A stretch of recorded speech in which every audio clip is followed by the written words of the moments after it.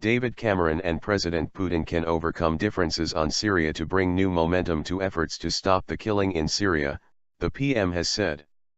Mr. Cameron said it was no secret he and the Russian president had disagreements over Syria, but they shared a common aim: to end the conflict. Both wanted to keep Syria intact and get a transitional government in place, he said.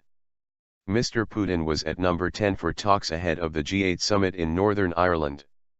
Speaking after the meeting, Mr. Cameron said they had discussed three issues: the rules of the game for the world economy, particularly on tax and company ownership, working together more closely on issues like science and space, trade and investment, and the situation in Syria. Common ground. He said it was no secret that the two leaders had disagreements over Syria.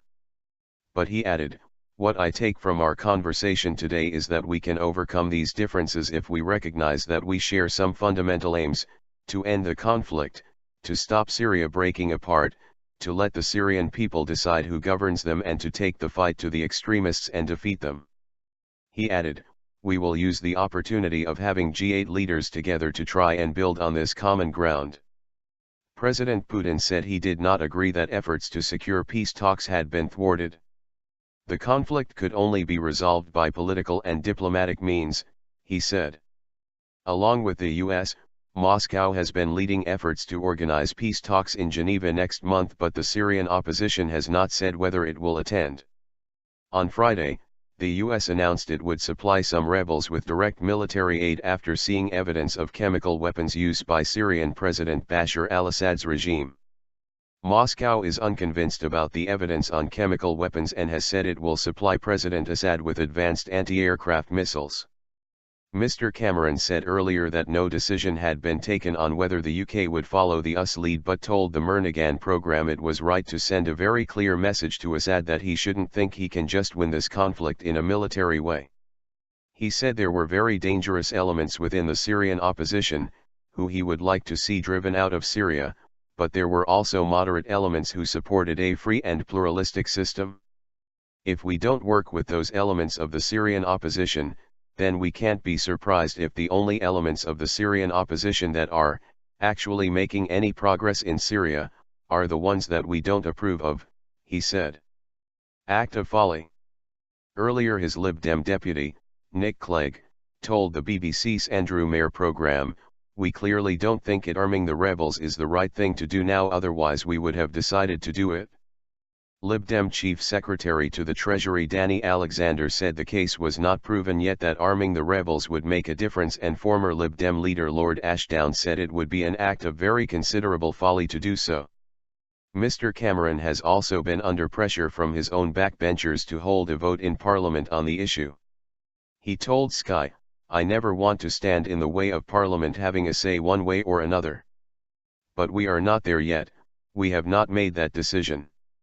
Julian Lewis, Conservative MP for New Forest East, told BBC Radio 4's The World this weekend it would be very unwise to arm the rebels behind Parliament's back.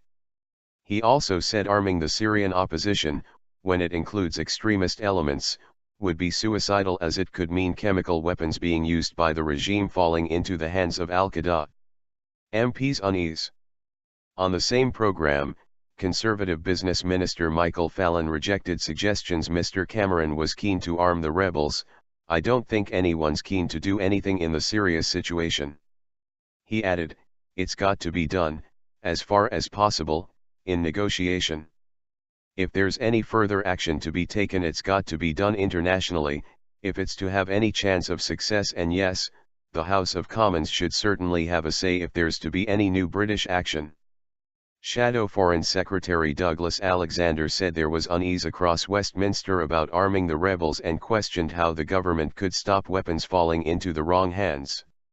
The G8 is a key window of opportunity for David Cameron to exert pressure on President Putin, and it is vital that he uses the coming hours to do so, he said. 2 years of civil war in Syria has left an estimated 93,000 people dead. The G8 summit, a meeting of 8 global leaders to address international issues, takes place in Loch Earn, County Fermanagh on Monday and Tuesday.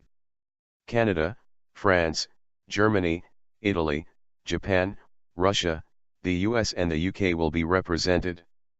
Mr. Cameron will also meet President Obama ahead of the summit.